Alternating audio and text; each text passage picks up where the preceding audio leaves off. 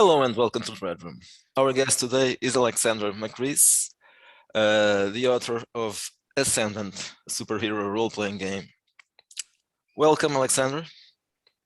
Thanks for having me in the Red Room. Thank you for joining us. Okay, so your game has been on top of sales on drive-thru for some time. Well, not anymore on top, but on the first 5 places. I think it's 4th place. Let's start by talking about this, of course. Were you expecting such a success? Not in the slightest. I mean, I started Ascendant with this idea that I liked DC heroes from the 1980s, and I really liked their logarithmic game design, but I felt like they hadn't been logarithmic enough, and they really needed to tighten up the math. And so it became this sort of crazy quest to try and make a purely logarithmic superhero game where the whole world could be simulated using the logarithmic system. Everything from damage to volcanoes, and it just sort of spiraled into like a genuinely kind of bizarre quest that grew the game to about 500 pages. And the playtest, however, played really well. The folks really liked it. I moved forward with the project, launched it on Kickstarter, did well on Kickstarter, and then launched it on DriveThru-RPG, and it blew up way more than I expected. It's the first product I've ever done in 12 years where my DriveThru-RPG revenue exceeded my Kickstarter revenue. So that really blew my mind. I think what happened is that there's this sense, conventional wisdom in the tabletop game industry, that people don't want crunch anymore, that they want rules-light narrative games. And I think that Ascendant proved that that's not true. People still do want crunch. Maybe there's a reason Mathfinder is really popular, or games like Champions or Mutants and Masterminds have had long longevity, and there is really a love for crunch within a certain segment of the population that wasn't being satisfied. The other possibility is that they just like the sexy image, comics artwork in the book, or maybe the secret sauce is math plus boobs. I'm not sure. I'm sure. Yeah, probably that's something to do with it. Okay, so before going into the rules and all that logarithmic something, I don't know, I'm retarded. I don't understand math. Let's talk about the setting and what is Ascendant about, and what players are supposed to play. Well, that's sure. Obvious what players are supposed to play, but yeah, okay. So what kind of heroes? Yeah, sure. So the game is intended to be a universal superhero RPG. I originally expected to do it without a setting, but I was persuaded that that was a bad idea. So the setting I went with is one I had built for my own personal use in role-playing game campaigns. The premise is that superheroes are emerging right now in the real world for the first time.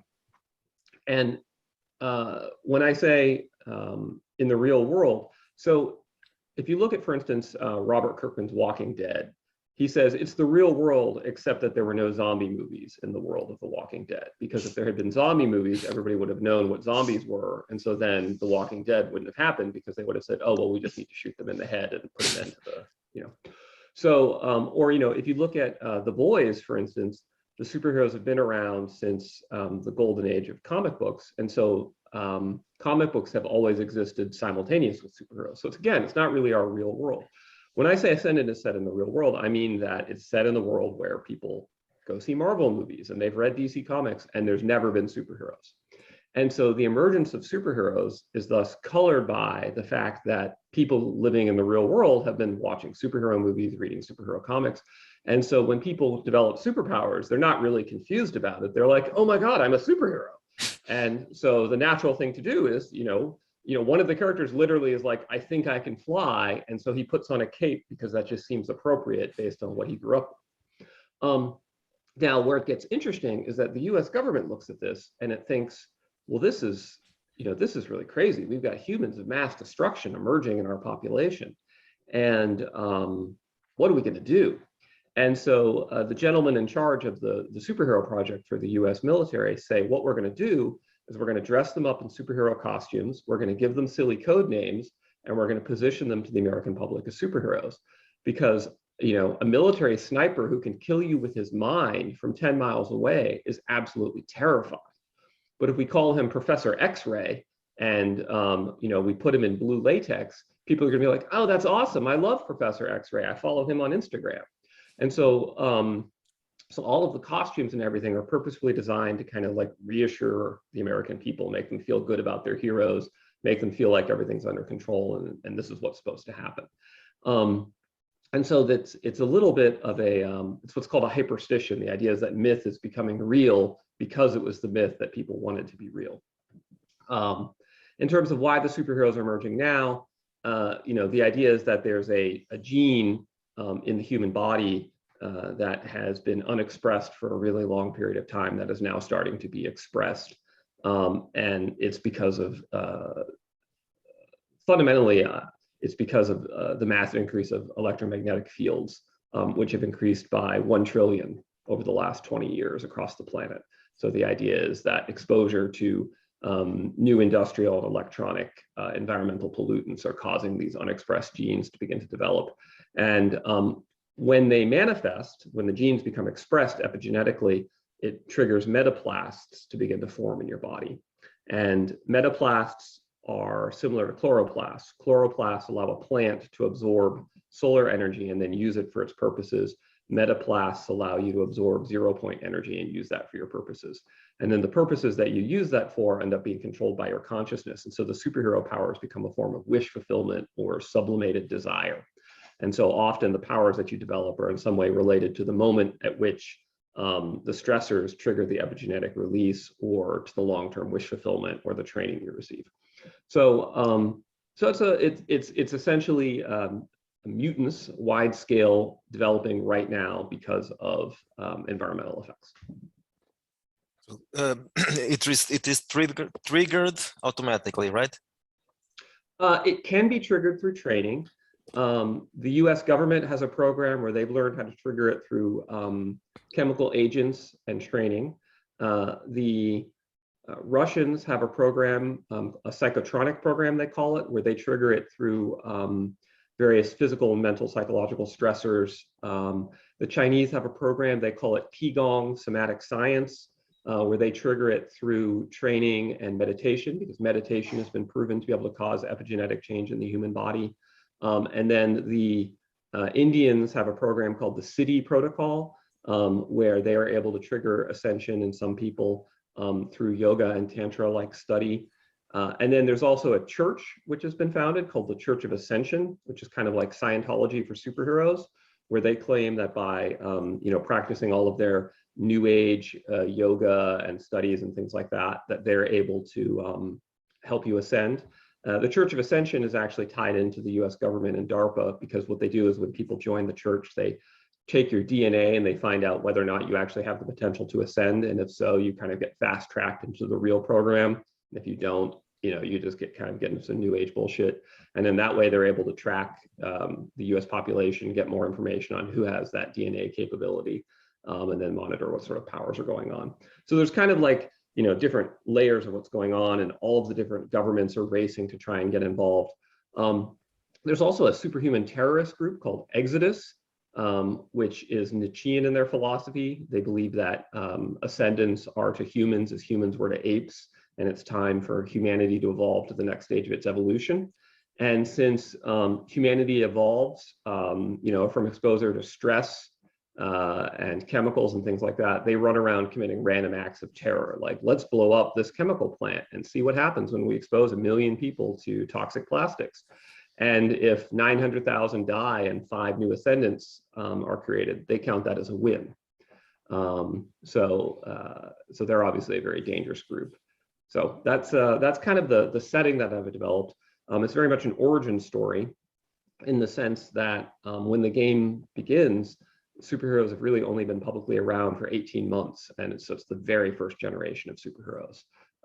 And the super geniuses have barely had time to change the world, right? Like, it isn't the case where Iron Man has been around for 50 years, but somehow, we don't have advanced Iron Man technology everywhere. Like Iron Man just showed up, right? So no one really knows what's going to happen. In playtesting, we've been running the campaign forward, and it's been very fun to watch things spiral out of control into just total madness in the game. Yeah, we can see this coming. Just for the setting. First, I want to say I like the way how you wrote it with news and internet chat and all that, because yeah, it really helps build up the story in a different way. But we can see that that things are going to escalate into madness. Yeah, it does. It does escalate into madness, which I think is what would happen. I mean, think about how much we've seen things escalate just from the COVID pandemic around the world in all sorts of unexpected ways, and that was a black swan event, and it caused all sorts of reactions around the world. Well, superhumans are real is the ultimate black swan, and I think things would go nuts. And so that's essentially what happened. So the game is poised at the moment just before things are about to go nuts. The most powerful superhero in the world has just left the planet. DC has just been devastated in a superhero attack. The Russians have their superhero team. The Chinese have their superhero team. Exodus has taken over an entire island and is building out its forces. What happens next? And then that's the RPG. And that's also the point where I'm going to start building out the intellectual property as well with a line of comics and things like that too. So I think it's should be a fun universe to play in. So in terms of comparing with some known universe, Marvel or DC or whatever, with what is the degree of power that they can achieve from? Right. So I would say the game plays best at anything from the range of someone like the Punisher up to someone like Thor. So you could absolutely handle the Avengers, you could handle the X-Men, you could handle Teen Titans, you could handle Daredevil. So I think it probably starts to strain at the edges if you want to handle Silver Age Superman, simply because what Silver Age Superman does is sometimes beyond the laws of physics. And since the game is a physics-based simulation, it becomes difficult to handle. So like, when you have Superman is able to fly so fast that he can move a sun, Matt, you could represent that in Ascendant, but but since Ascendant then takes that seriously, it's like, well, if Superman could move a sun, then his sneeze could destroy a mountain, things like that. So so I think any comic book that takes itself seriously and takes its physics relatively seriously, it could certainly handle. And a lot of the players have actually begun to simulate comics that I'm less familiar with, which is from the manga community, and have started to build out really interesting manga characters where, One Punch Man and things like that, which has been interesting to see because that's not an area that I've been a fan of. So anyway, I think anything short of Silver Age Superman. Okay. In those 18 months they have appeared, is there time for super villains also, or there are regular villains only? Oh no, there's definitely super villains. The main supervillain is the group Exodus, which is actively recruiting around the world. So anyone who breaks out in powers, they try and recruit them. There's also El Cartel de los Carteles, which is a union of the world's most powerful drug cartels that have come together to form a super cartel.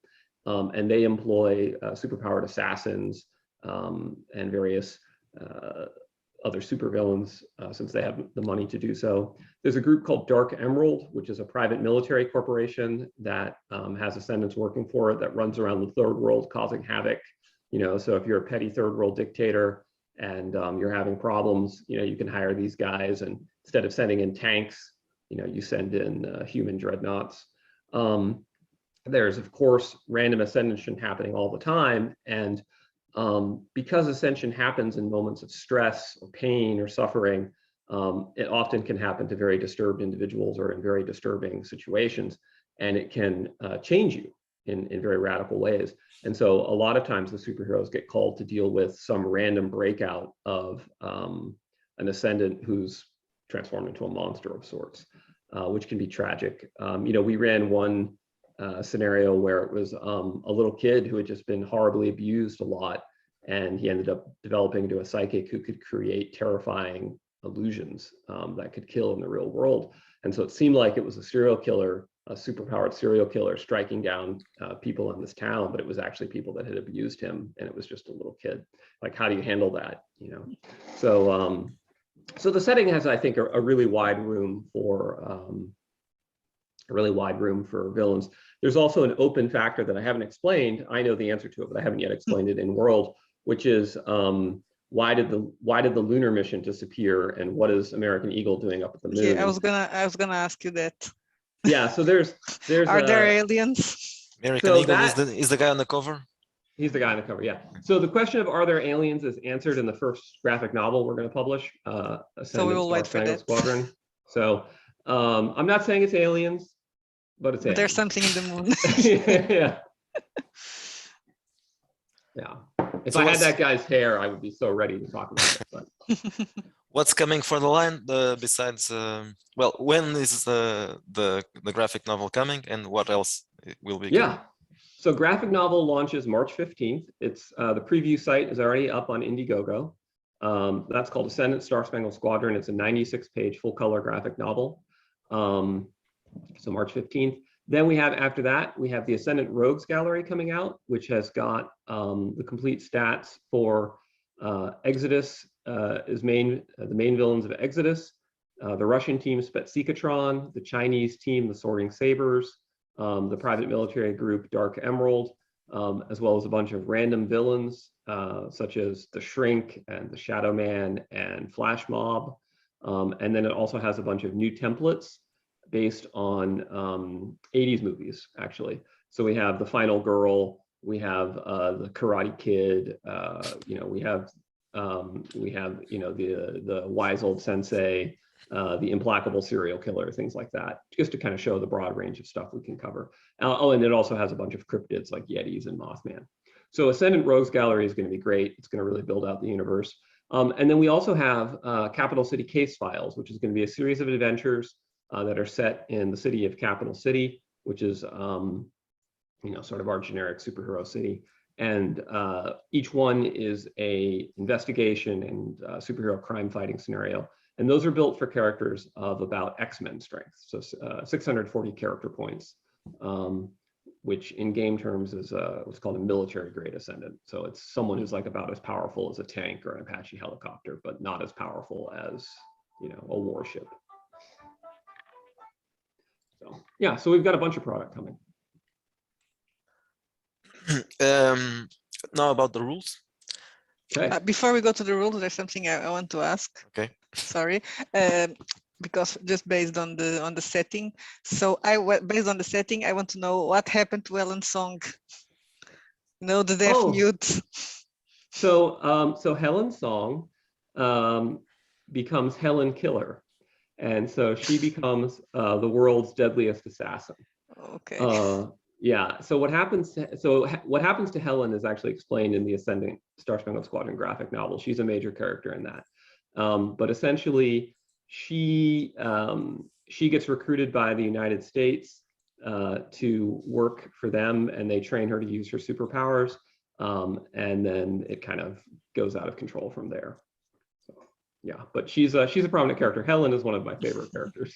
Yeah, I was reading since she's in the first news, and then she disappears, and I was like, what the hell happened to Helen? Yep, I want to know. She becomes Helen Killer. So. Now we can go to the rules. Okay, so right. this is about 400 pages of rules, right? The first, well, more than that. Yeah, it's 496 pages, which is, it's about 30 pages of background setting, and then about 100 pages of GM advice and characters, and then the rest is rules. And the majority of the rules is for either character building or non-combat, you know, sort of like mini scenarios of non-combat activities. So how do you stop a volcano? How do you deal with nuclear fallout? Things like that. So what can I tell you about the rules? A lot of rules. Yeah, well, I'm not really sure what to ask you. How do they work? I know that's the physics thing, so you probably have something to say about that. All right, sure, sure. Well, okay, so the first thing to know about the rules is they're logarithmic. It starts with the idea that there's a rating called a supermetric point. Each supermetric point is worth twice as much as the supermetric point behind it. So if I have a valor of 10, I am twice as good at fighting as someone with a valor of 9. If I have an agility of 10, I am twice as agile as someone at 9, 4 times as agile at 8, 8 times as agile at 7, etc. Okay, and everything in the game is modeled with supermetric points. And when I say everything, I mean everything from density, area, volume, temperature, distance, weight, acceleration, velocity, all of your game statistics, etc. So now, DC Heroes was the first game to do a logarithmic system, and was a game that I loved and played extensively as a young man. But DC didn't carry the system all the way to be fully logarithmic. The damage system, in fact, was not logarithmic. So if Batman had a body of 6, you could destroy Batman by doing 6 points of damage, or by doing 6.6 one hits. But if damage is logarithmic, then 1 hit point of damage is not 1/6 of 6. It's 2 to the 6th power. So it's a much bigger difference. And so in Ascendant, everything is truly logarithmic. Because everything is truly logarithmic, the game becomes scale-free, and all of the components can interact with each other really freely, which lets us do really fun things. So for instance, you can multi-attack.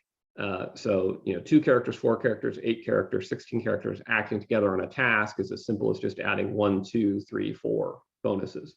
You want to attack 16 people, it's -4 penalty. And that applies not just to combat, but let's say, we're trying to investigate a crime scene and we have 4 detectives. Okay, well, we're going to add +2. We have 8 detectives, we're going to add +3.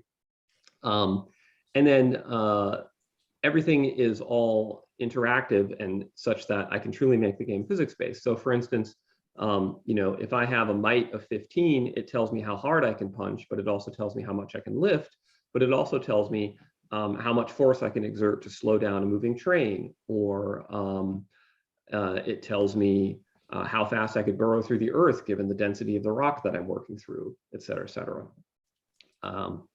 In terms of the actual gameplay, it's trivially simple.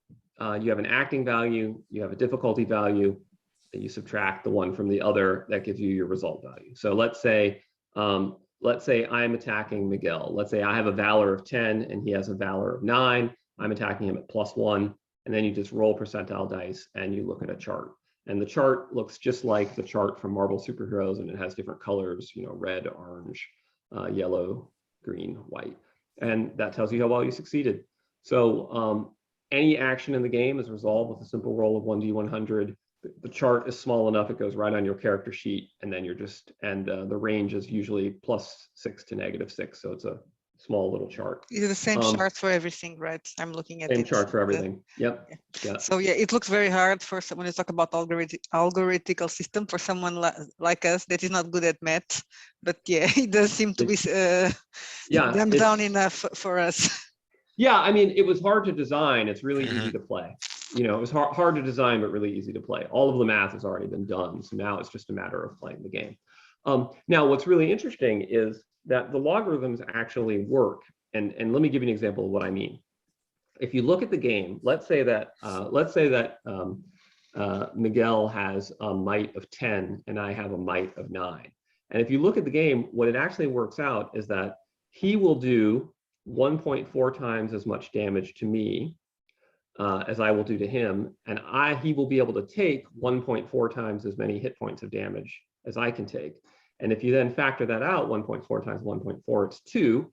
And so the net result is that Miguel will last twice as long in combat against me as I will last against him. He will beat me twice as fast as a matter of raw strength. Now, let's say we have valor. Let's say my valor is 10 and his valor is 9. So I'm twice as good at fighting. It means I will hit him 1.4 times as often as he hits me, and he will hit me 1.4 times less often. And again, the net result is that I'll hit him twice as frequently as he hits me.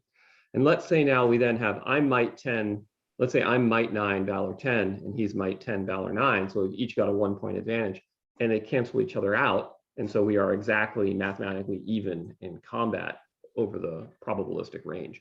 And so what that means is that when you're building a character, you can say, okay, this character with might 10, valor 9, and this character with valor 10, might 9 are actually mathematically identical. And so they become interchangeable challenge rating units. And so as a game master, you can actually sit down and say, well, what would happen if I pitted American Eagle against 4 M1 Abrams tanks, 30 infantry, a Law rocket launcher, and Helen Killer? And you can actually sort of calculate in advance, is that balanced or not balanced?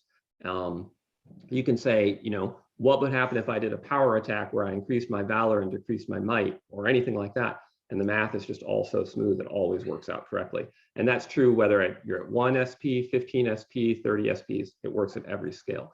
And to my knowledge, no other game has ever done that. No other game has actually had perfectly scale-free interaction between all of its components like that. So that's like the secret sauce of the game.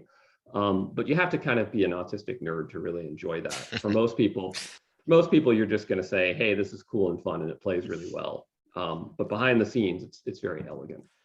But is there a chance factor in here?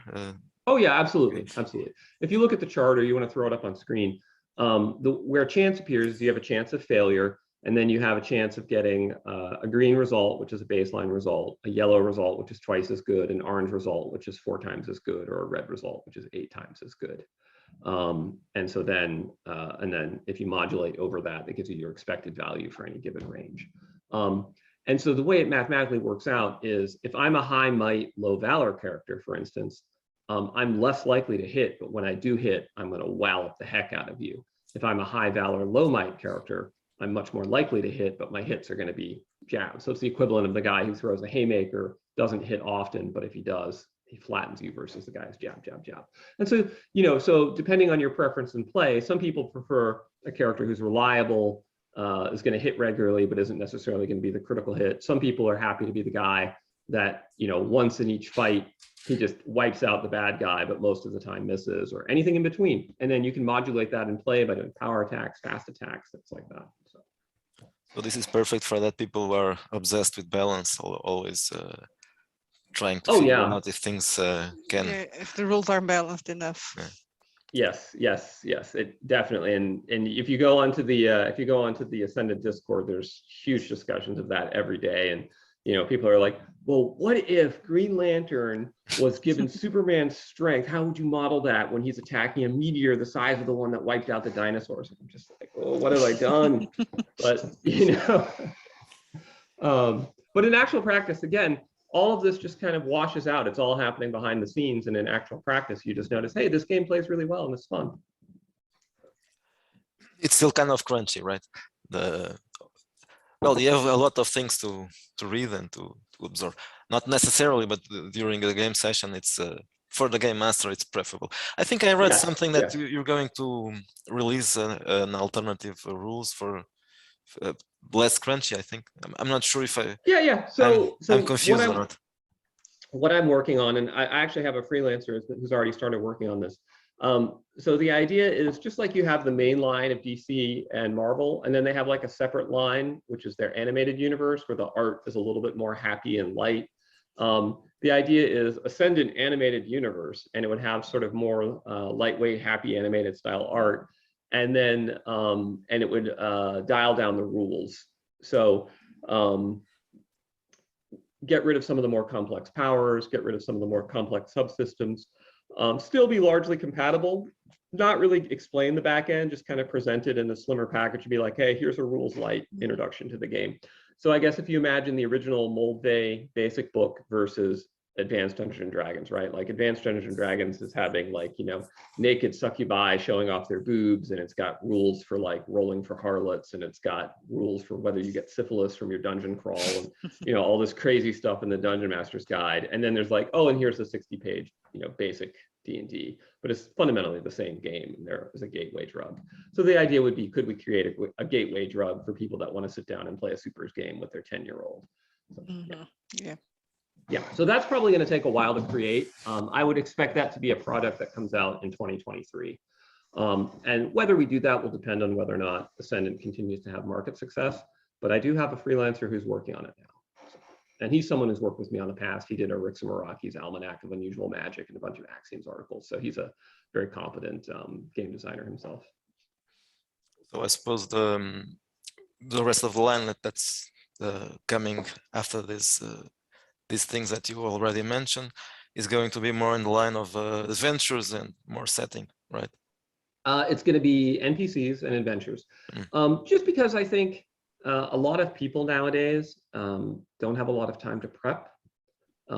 If you look at, for instance, 5th edition, by far what most people are playing are the published adventure scenarios. Same with Pathfinder, people play the published adventure scenarios. And so I want to make sure that someone says, hey, I want to get into Ascendant, that they don't look at that and say, but I'm never going to, because I'm not going to create the necessary villains and adventures. I just want to say, look, here's a bunch of pre-generated characters, here's a bunch of pre-generated villains, here's a pre-generated city, and here's a bunch of adventures you can just play. So we've already released a bunch of pre-generated starter characters for people that want to have those.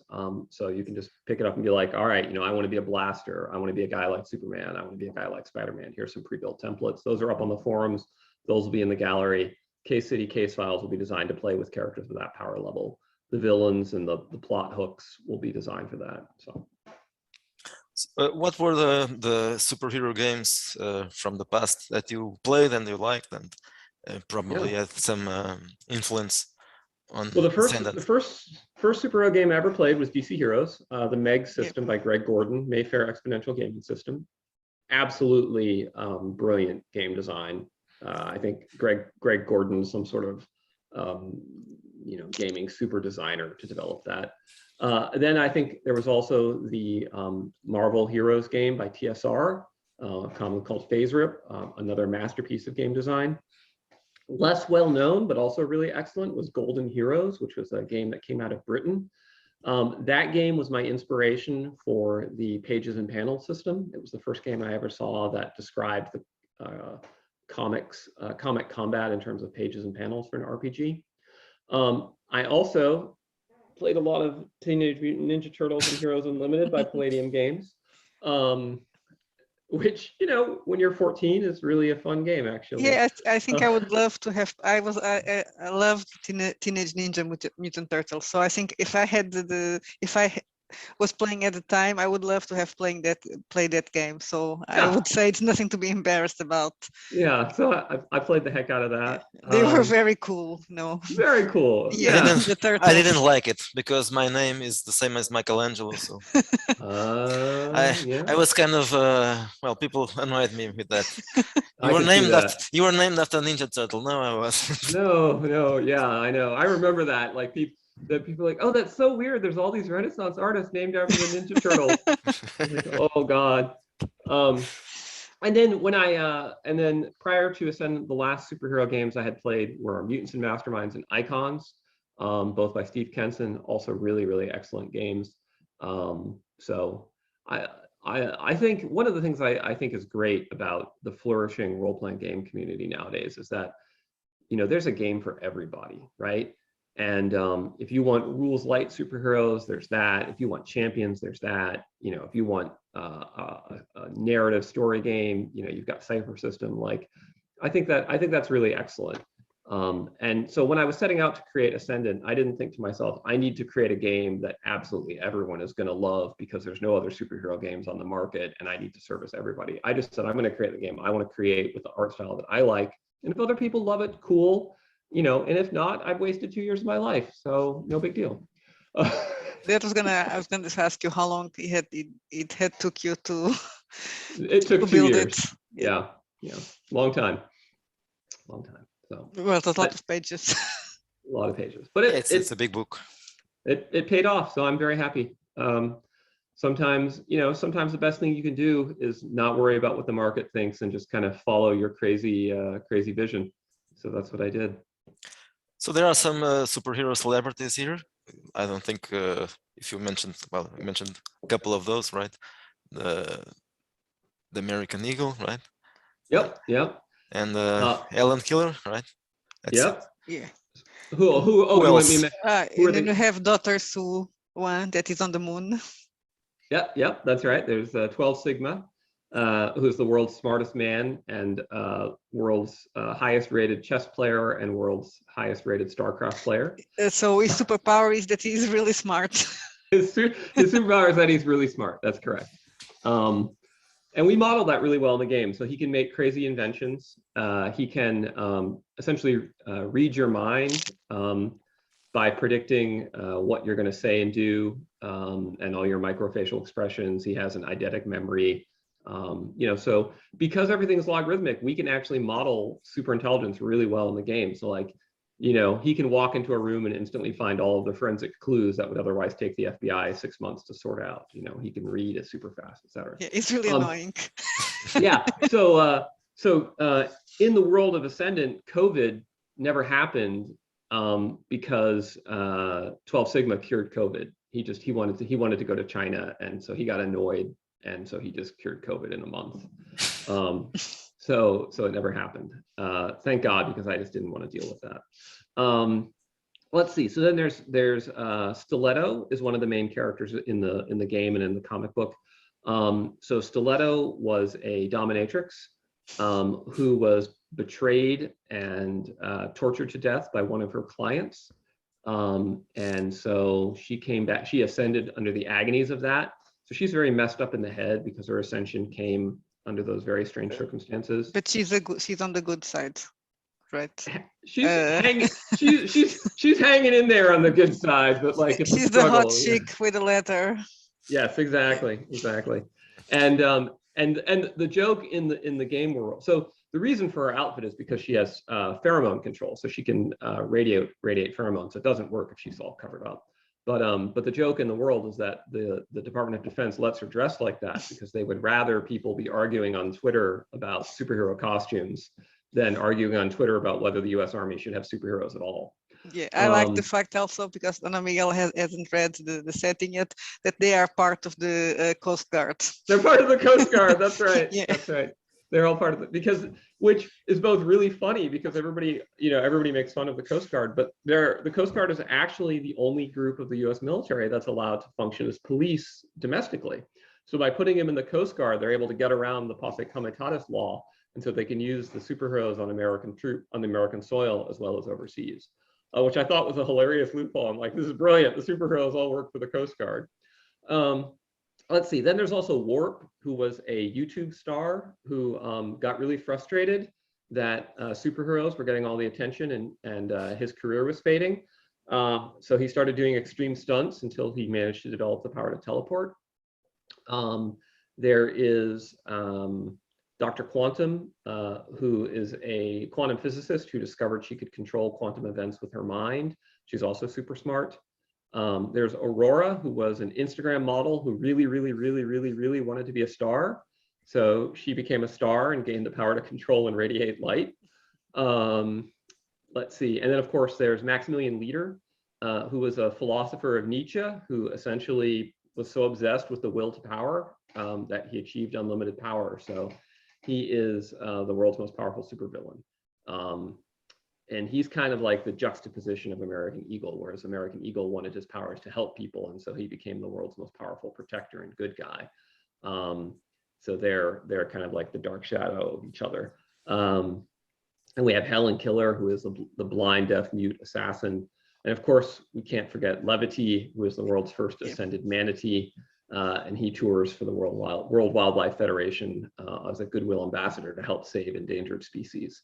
But he's constantly at risk of being abducted by terrorists that want to.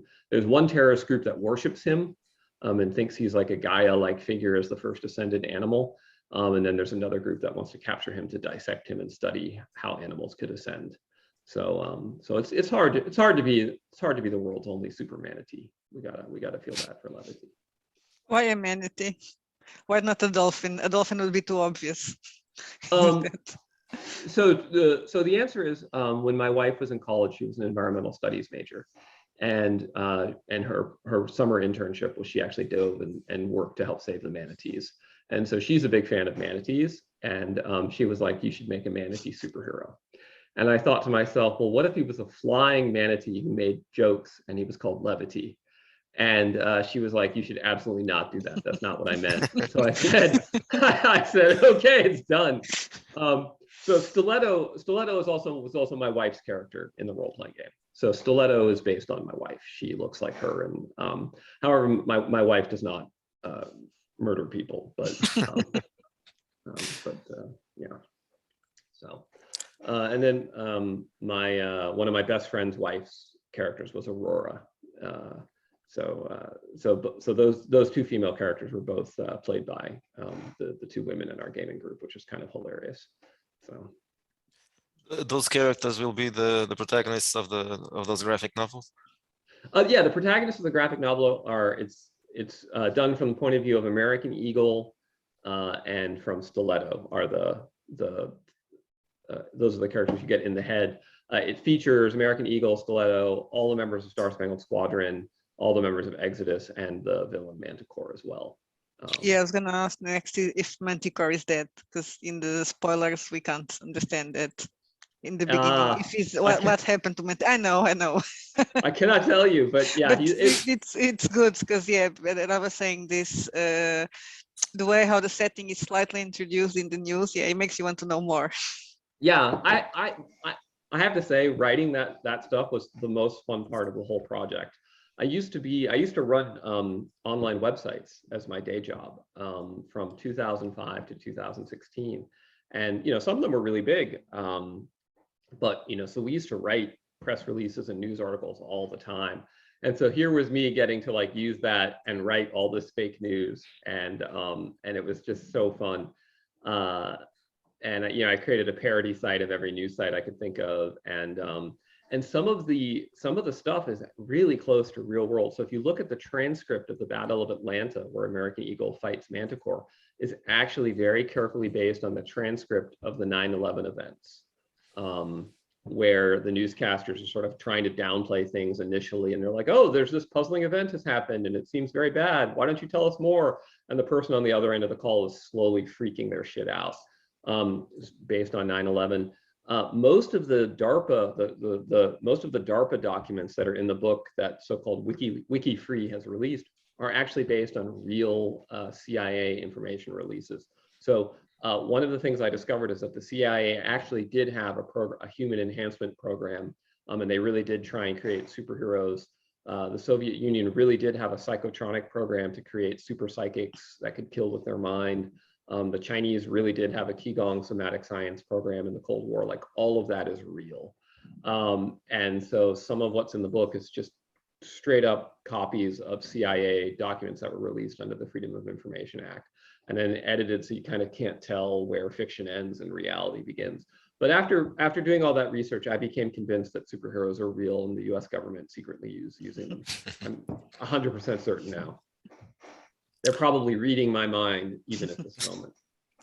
I also like the style of those the beginning of the book, those news. I was a journalist before, so I always like to see these things in not just these things. For example, I always think when a game has I don't know. It's a great way to create flavor and fluff. Absolutely. To introducing media and shows, TV shows and movies and all that. I think Absolutely. I love that. It creates, you feel that you have a real world there, and well, obviously it works much better when it's a futuristic scenario. But this is also something like that. It's not the real world, not actually the real world.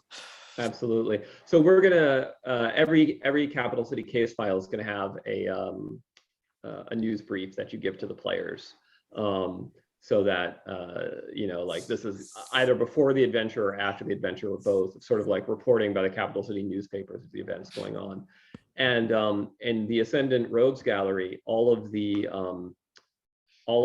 backgrounds for the villains that are introduced are all written as US intelligence briefings, so that you can print them out on you can print them out, put them in a manila folder, stamp top secret, and hand them to your players, and they're like, "Oh, I'm reading this cool top secret briefing," and some of the stuff is redacted and everything. So it's I think it'll be cool. I love that. Like, I think it really helps create immersion.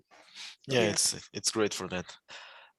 These celebrities, they are supposed to be much more powerful than the player characters, or that's not a problem? Oh, not a problem at all. We ran the playtest playing the Star Spangled Squadron, and the players had a ton of fun. You could absolutely, so when the game is set, the Star Spangled Squadron has been badly devastated by fighting, and so they need new members, and American Eagle has left the planet. And so you absolutely, if you wanted to, could roll up 1,000 character point characters, play new members of the Star Spangled Squadron, and go, and it plays great. You could play the Chinese team, you could play the Russian team. You could create a team like, we haven't yet fielded a European Union team or an African team or an Australian team. You could play those if that's what you wanted to do. Yeah, no problem at all. So in the game, I recommend 3 different power levels, basically. Street level vigilantes, mid-tier military grade heroes, and then, globe-trotting superheroes. The Capital City Case Files is kind of aimed at the middle tier there, because I figure, if I aim it at the middle, if someone wants to dial the power level down, it's easy to do that. If they want to dial the power level up, it's easier to do that. Whereas if you go, okay, this is only for globe-trotting superheroes, then it becomes a lot harder to say, well, I wanted to use this for a street level campaign. Well, you're out of luck. So that's why I hewed to the middle. Yeah. So yeah, makes sense. And global level are dangerous. They can destroy the world. They can. They Yeah. absolutely can. And they came close to destroying the world. At one point, one of the campaigns, one of the playtests was the Yellowstone supervolcano almost detonated because of superhero activity near the in Yellowstone Park. And it was like, oh wow, guys, you almost wiped out North America. Oops. Which I think is really fun though, and is one of my favorite things is watching the campaign world spiral into absolute insanity. And are the people in the world not worried, because these are superheroes, and okay, there are supervillains, but the superheroes will win, because that's what always happens in the movies, right? Or are they starting to be worried? So the idea is that initially they're not worried because the good guys are always going to win, and we have American Eagle, et cetera, et cetera. And then gradually things get worse and worse and worse, and they're starting to freak out. And so in the playtest campaign I ran, what happened was the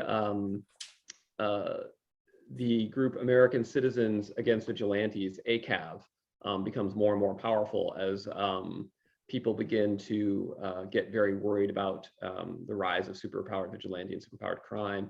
The US government begins to push to create an Ascendant Registration Act, which only fuels outrage by exodus terrorists.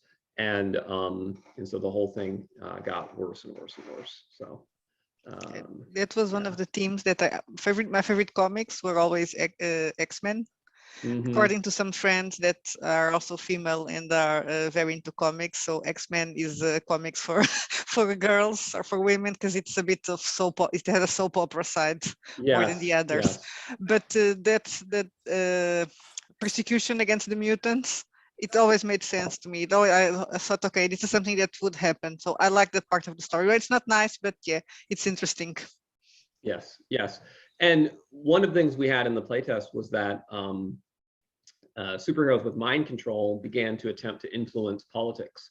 And so then how does the government begin to deal with that? How do you make sure that so-and-so senator who's voting against this bill isn't under the control of some, mind influencing character. There's also technology controllers.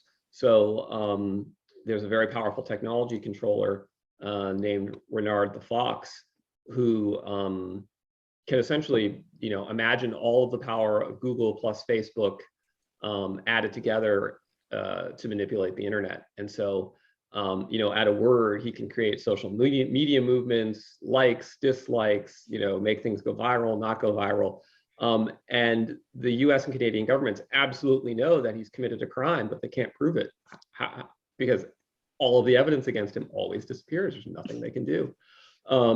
And so, what is that guy doing to elections, and how do you harden against that? And it starts to get really interesting. Like, we've now moved on to doing some playtesting of the Chinese team, and in the world we built, the Chinese teams are ultra paranoid. So all the research facilities are air gapped and separated from the internet, and have guards outside the doors, and they're not connected with each other, et cetera, et cetera, et cetera. So I think the world would get really weird and crazy.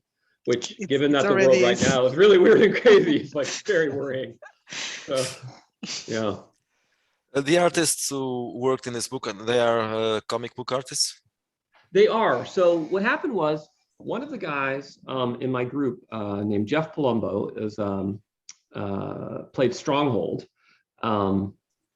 is a comics businessman, and he runs a site called Spinwiz Comics, which is a platform for digital distribution of comics. And I reached out to Jeff and I was like, man, I'm going to go ahead and make this game.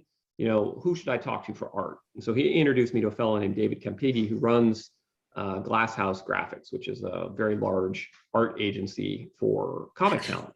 And so I approached David and I said, hey, this is what I want to put together. This is the art style I'm looking for. And so he introduced me to a roster of artists. And as it turned out, the two artists I ended up working most with were Jinky Coronado and Meljoy San Juan, who are both Filipino women. Jinky now lives in the US. Meljoy still lives out in Manila. And so they did, Jinky did most of the art for the novel, sorry, for the rule book. And then Meljoy did most of the art for the graphic novel. And we also worked with some Italian artists, some South American artists, some American artists. It's just been such a great all-star team. So couldn't have done it without the help of some friends who kind of knew people, because I was coming in as an outsider. What are your favorite comic book superheroes? I mean, my favorite comic book of all time is Dark Knight Returns by Frank Miller. And there's a little bit of a Frank Miller influence, I think, in my writing style in the graphic novel, which isn't to say that he's obviously the grand master.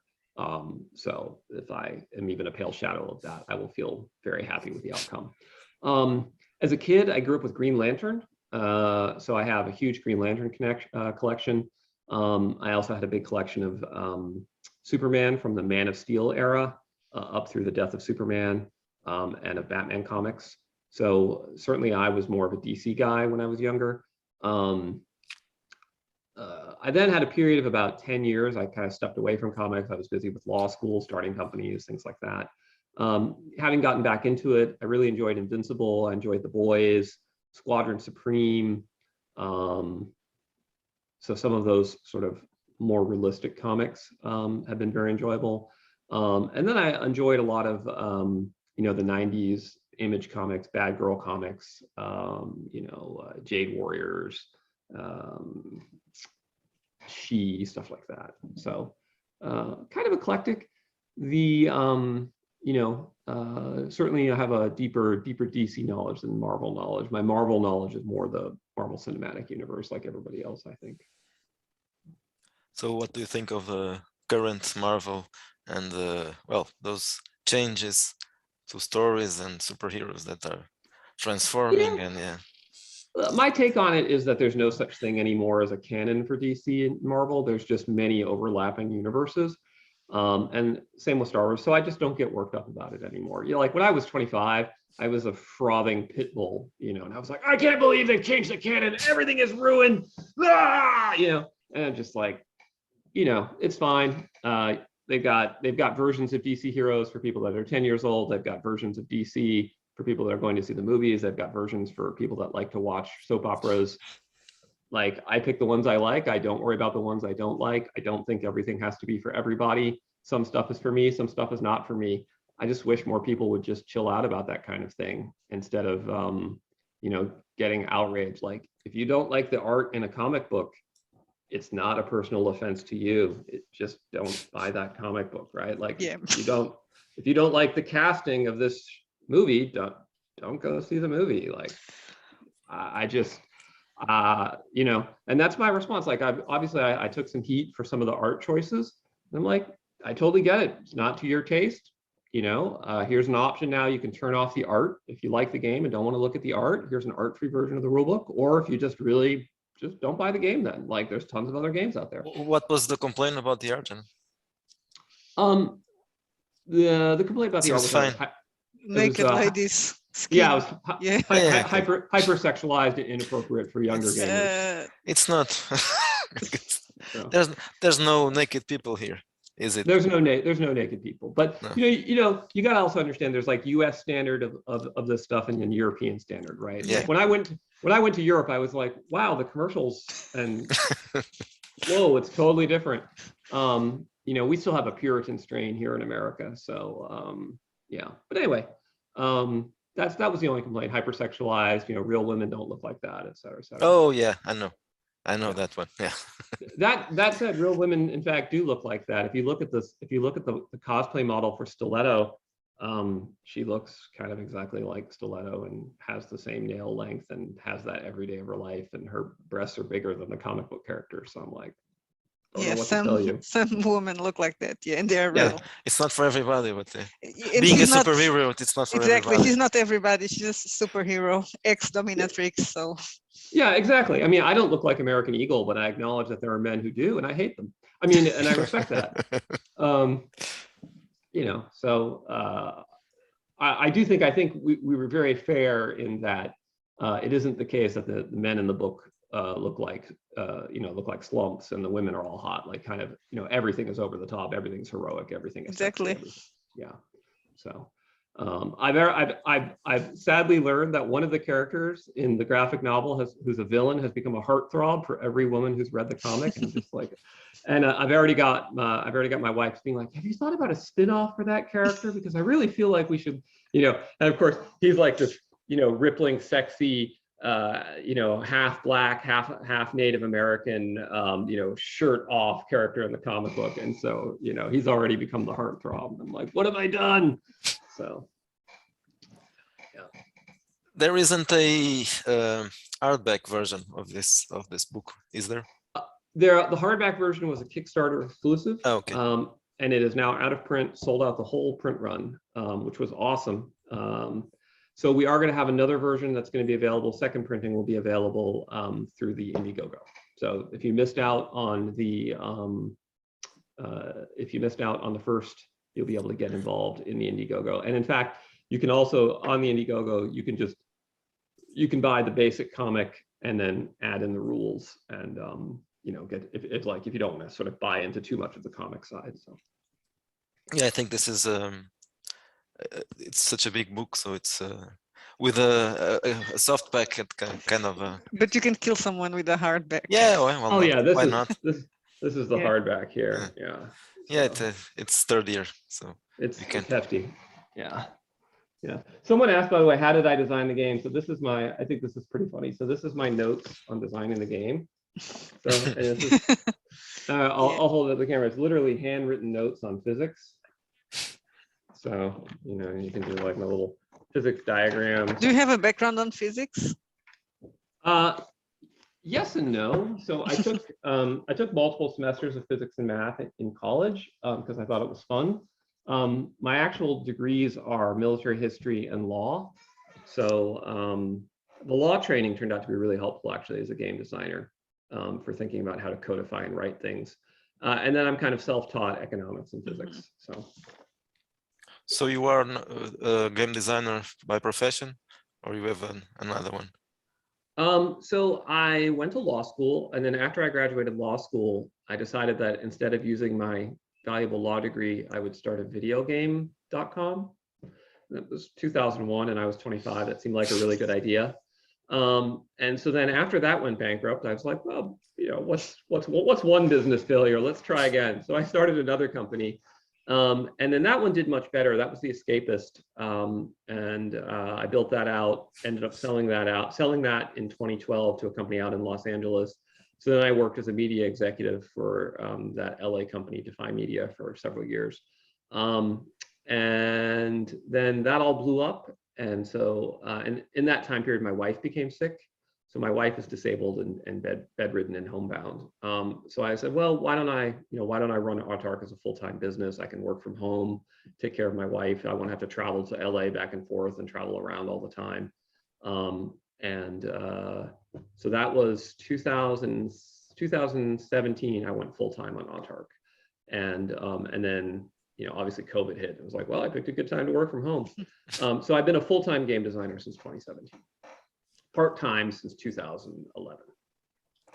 So let's talk a little bit about your other things? What have you done before this one? The other Autark games, of course.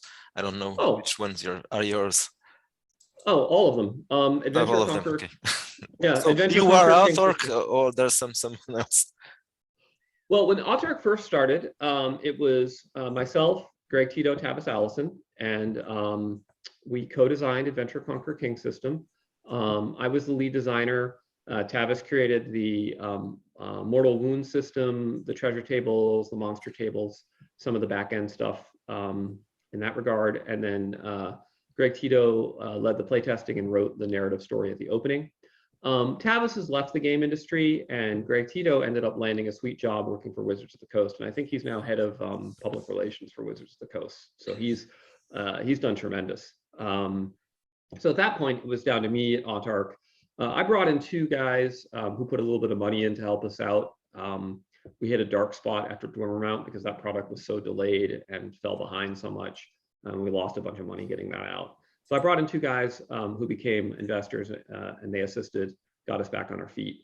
But I'm the only full-time worker for Autark. So we did Adventure Conquer King. We have a whole bunch of supplements for Adventure Conquer King. There's a tabletop war game called Domains at War Battles, which lets you fight your Dungeons and Dragons style battles on the tabletop with miniatures or counters. Then there's, Heroic Fantasy Handbook, Barbarians of Kahuna, Iron Empire campaign setting. So there's about 20 products for Autark at this point. There's Axioms, which is our quarterly magazine. It's similar to the old Dragon magazine with content about Axe, and now Ascendant. So that's the Autark product pipeline, and it's all sold through. It's all crowdfunded through Kickstarter or Indiegogo, and then sold on Drive-Thru-RPG. The Adventure Conquer King books, all of those have a great art, and well, they look very good. So was this and this one also? So is the visual style of your books an important thing, a very important thing for you, I suppose?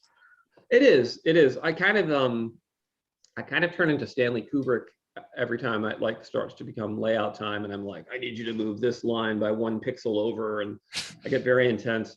I have been very fortunate to work with really talented artists and layout designers. Michael Sirigos has done most of our recent covers. He's like Frank Frazetta reincarnated, and creates this amazing sword and sorcery vibe.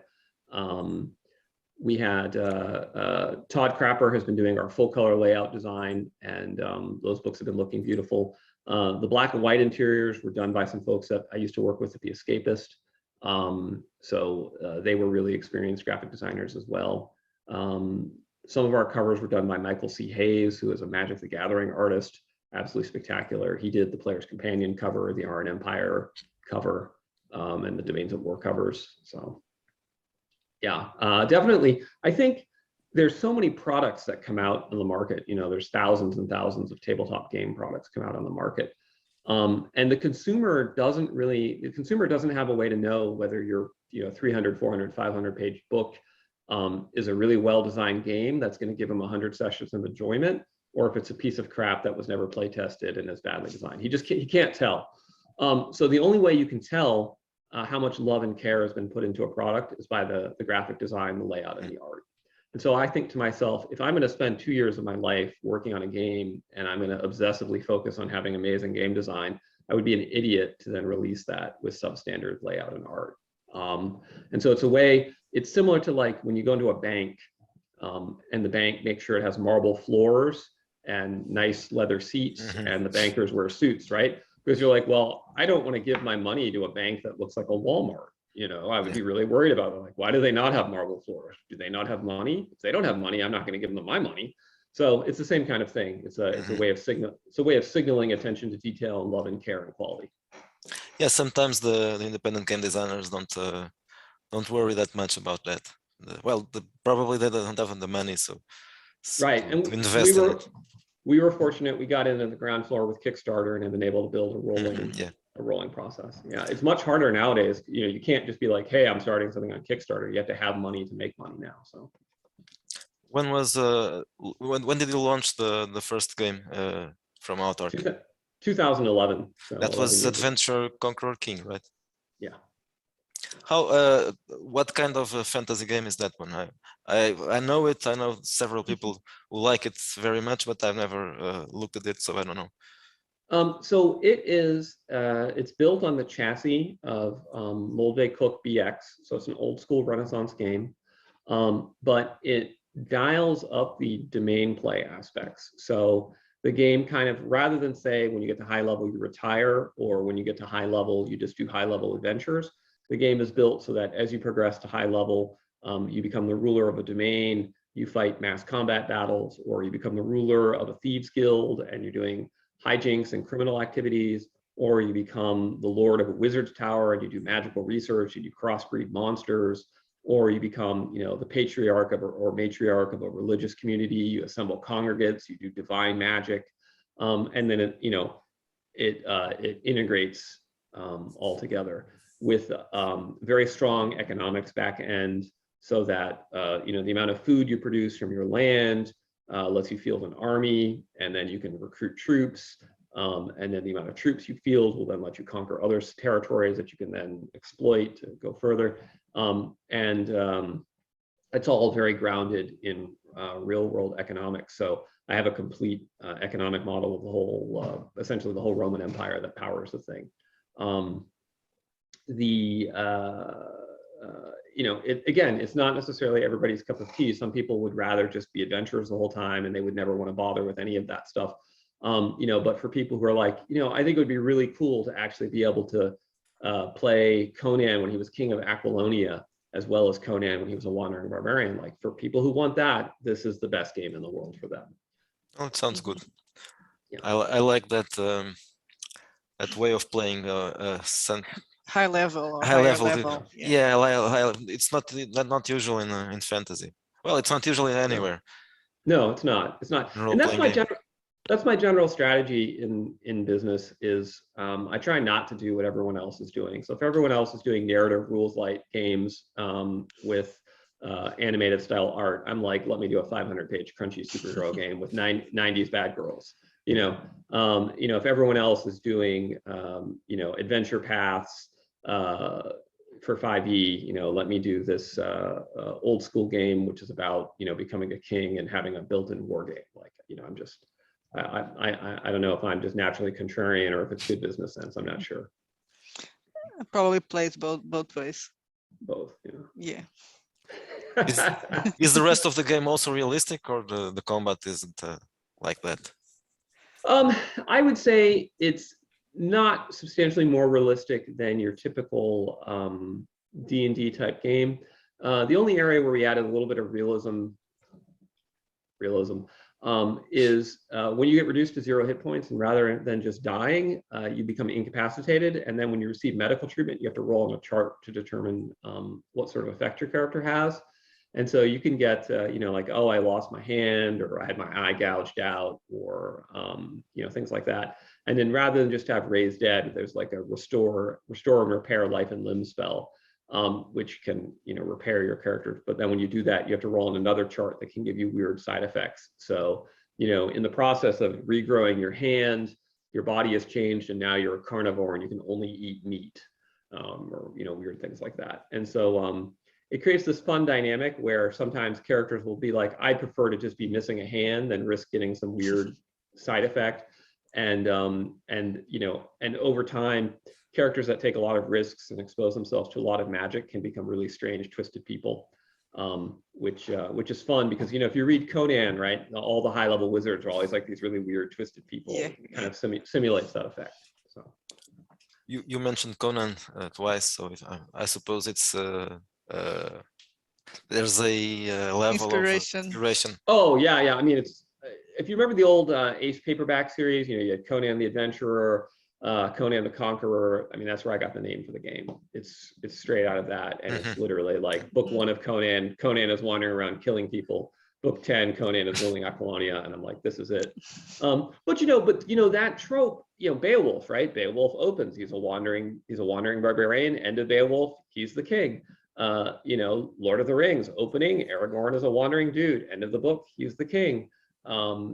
You know, that trope of zero to hero really used to be zero to king and got kind of lost along the way. I'm thinking about King Arthur also. Yeah, it's just King a Arthur, kid, and then he picks up the sword and becomes a king.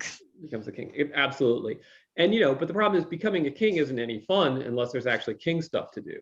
So that was what is king stuff to do? So like right now, I'm running a playtest of some new rules for Axe, you know, and the players have conquered a fort, and they have found that there's minerals nearby, so they're establishing a mine. They're hiring workers to come work the mine. They're clearing the territory around it and establishing mercenary patrols. And now they've encountered that there's an elven wizard who rules a portion of the forest near them, and they're having to negotiate a peace treaty about who's going to control the forest because the elf doesn't want the forest cut down for timber to fuel the mine. You know, and it's like, okay, this is awesome, and the game has rules for all of this, and we can handle this. And so it's like, started as a dungeon crawl to clear this fortress, but now it's become like a thing, right? Well, you clear the fortress, now you rule it. What do you do with it? So it is like Conan in a way, but it has more fantasy, I think. Yeah, we've dialed races. Dialed up the fantasy. If you wanted to play more strict Conan, more low magic, that's what the Heroic Fantasy Handbook supplement is, and that's an alternative way of playing Axe with less magic, less magic, more barbarians. And then Barbarian Conquerors is an alternative way of playing Axe, which makes it more like He-Man, where you've got crashed spaceships and elder gods and things like that. So it's curious because until I don't know, a couple of months ago, I didn't remember that He-Man was also fantasy. I just no, also fantasy. No, also science fiction. Yeah, also science fiction. I only remember the fantasy side of it, but we were rewatching the movie, and then what's that? Why they are using weapons? Yeah, it's I couldn't remember. Yeah, I only remember him with the swords. Yeah, I don't remember any of the sci-fi stuff. Yeah. Also because what I remember most was the action figures, more even more than the series, and the action figures were warriors and something like that. That was like my go-to when I was a kid. I had every He-Man action figure. I made up little games to like adjudicate combat between them. So yeah, early me, my mother was like, "You're destined to ruin your life as a game designer." I'm like, ah! Yeah. So are you planning some other game now? So right now my plate is full with the projects I'm working on for Ascendant, and then my new project for Axe, which is called Buy This Axe, the Encyclopedia of Dwarven Civilization. And it's going to be a supplement for people that want to learn everything there is to know about dwarves. So it's going to have dwarven character classes, it's going to have dwarven mining, dwarven mushroom farming, dwarven underground vaults, the history of the dwarves, the culture of the dwarves, and so that's it's kind of a hilarious book. So yeah, and I Buy This Axe, like, come on, it's best possible name when my game is called Axe. So yeah, so that's what I'm working on right now. Do your female dwarves have beards? Okay, so it's so funny you asked that. So in the game, there's two different dwarven cultures. There's the jutting dwarves and the Maniri dwarves. And the dwarven females do have beards and body hair, just like the male dwarves. And the jutting female dwarves keep their beards, but the Maniri dwarves have been influenced by the nearby human empire. And so within the Maniri dwarves, it's become fashionable for female dwarves to shave. And the northern dwarves think that this is a bad sign, that the southern dwarves are becoming decadent and weak and influenced by bad habits. Whereas the southern dwarves are like, listen, once you try it, you can't go back. So anyway, so that's the answer to that. So they do have beards. One culture has begun shaving, and the other culture is sticking to the old and that's a good compromise. So people I thought so. Yeah, what they prefer. Yeah. I actually have a lot of fun with that. So because what I did is I was like, well, what would dwarven culture really be like, given the assumptions?